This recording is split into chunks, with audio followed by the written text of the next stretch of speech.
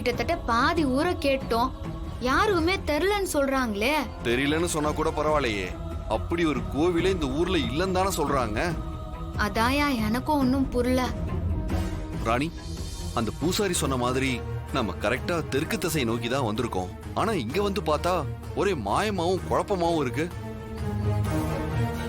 இப்ப என்ன பண்றதுன்னு ஒண்ணுமே புரியல.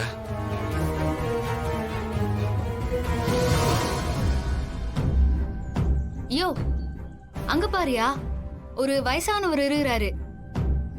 அவராண்ட போய் கேட்டா நமக்கு தெரியும். சரி வா, விசாரிச்சு பார்க்கலாம்.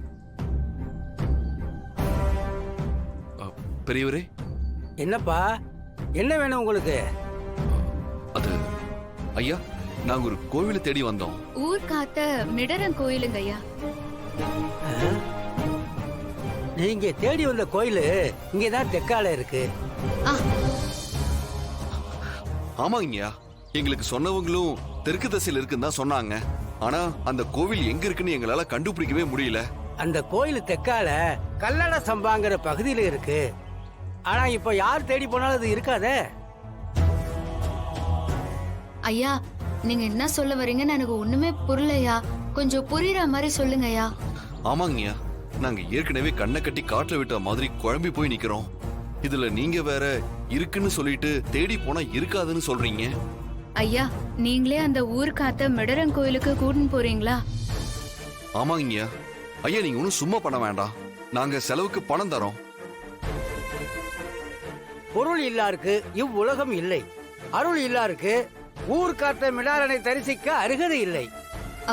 ஐயா, என் வயசுல உங்களுக்கும் ஒரு பொண்ணு இருக்கும். அவங்க வாழ்க்கையில எதுனா பிரச்சனைனா ஒரு அப்பாவா எப்படி உதவி செய்வீங்களோ அதே மாதிரி தயவு செஞ்சு எங்களுக்கும் உதவி செய்யுங்க ஐயா. உங்களை ரொம்ப கெஞ்சி கேட்டுக்கிறோம். நீங்க தேடி வந்த கோயில் இன்னைக்கு இருக்கிற எந்த தலைமுறைக்கும் தெரியாது. அதையும் மீறி யாராவது மனுஷங்க கண்ணுக்கு இந்த கோயில் தெரிஞ்சா அன்னைக்கு ஒரு மிகப்பெரிய அமானுஷ பிரளயம் நடக்கும்னு சொல்லியிருக்காரு. அப்படி உங்க கண்ணுக்கு அந்த கோயில் தெரிஞ்சா அந்த கோயிலை நீங்க அடைஞ்சாலும் சரியா 3 மணி நேரம் மட்டும்தான் அந்த கோயில் மண்ணுக்கு மேல இருக்கும். 3 மணி நேரம் முடிஞ்சதுன்னா அந்த கோயில் மறுபடியும் மண்ணோட மண்ணா புதைஞ்சு போயிடும்.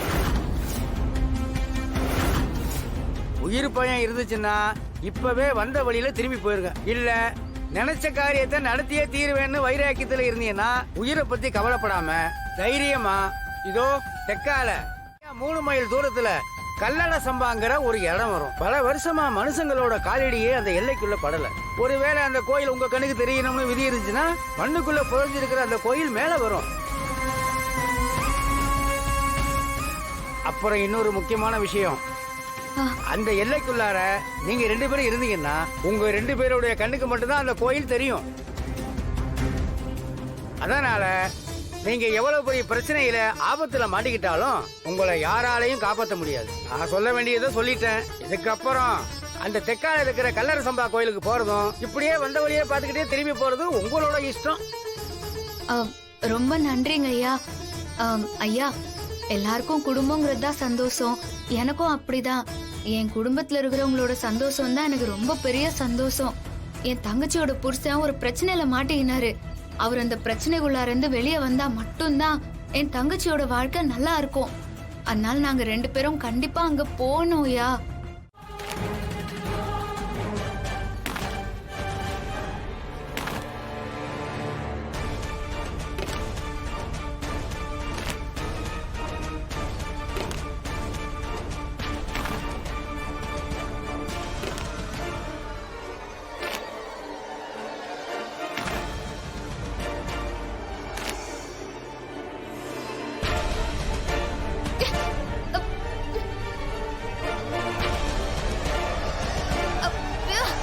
ராணி,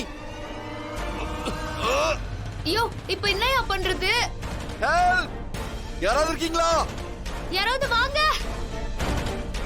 யாராச்சும் வாங்க. என்ன ராணி, இப்படி வசமா வந்து மாட்டிக்கிட்டோமே, இப்ப நம்ம எப்படி தப்பிக்கிறது? ஐயோ, இதை விட மோசமான சூழ்நிலை எல்லாம் கடந்து வந்துகிறோம். கவலைப்படாதயா, அந்த சிவன் நம்மள கைவிட மாட்டாரு.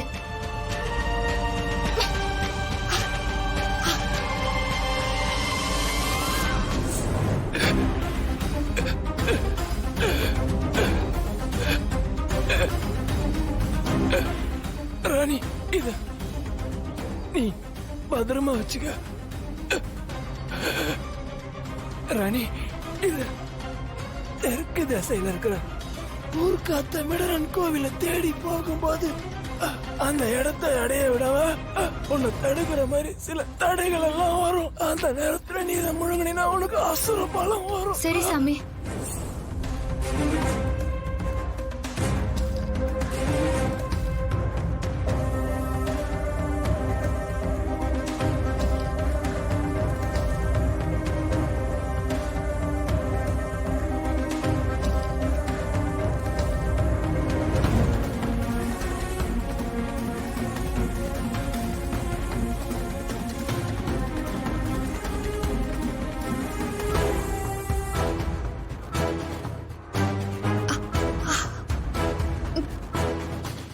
ஏ ராணி, என்ன ராணி பண்ணிட்டு இருக்க?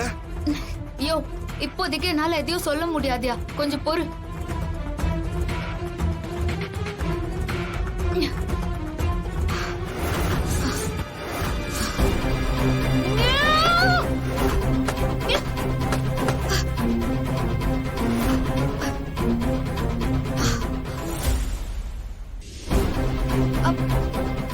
யோ, இரியா, வாய தோறையா, ஆ, சாப்பிடு. அது அப்படியே கடிக்காம முழுங்கிரு.